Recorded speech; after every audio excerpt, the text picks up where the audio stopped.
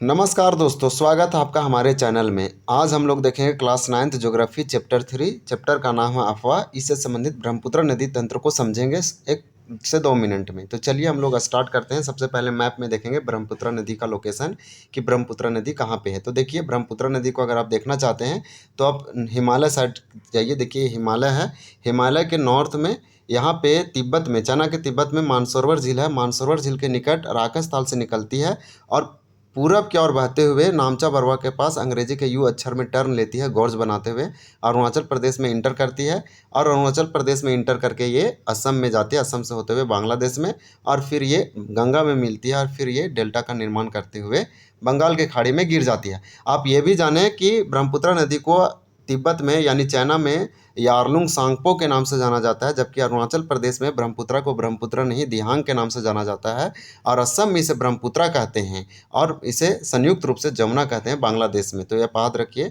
इसी प्रकार से यहीं से मानसरोवर झील यानी राकस ताल से ये समांतर बहती है, हिमालय के समांतर बहती है उत्तर में पूरब की ओर। इसी प्रकार से हम लोग जानेंगे कि मानसरोवर झील से सिंधु नदी जो है वो पश्चिम की ओर, सतलज नदी पश्चिम की ओर, इसी के समांतर या इसी जगह से निकलती है।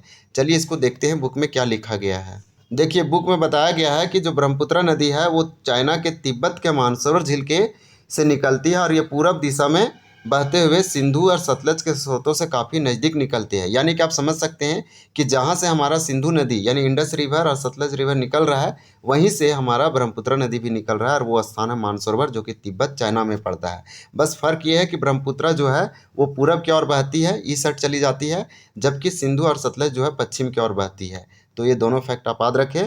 परंतु सिंधु ब्रह्मपुत्र नदी का लंबाई जो है सिंधु से अधिक है और इसका अधिकतर मार्ग भारत से बाहर है, क्योंकि बहुत अधिक मात्रा में ट्रैवल करता है तिब्बत में।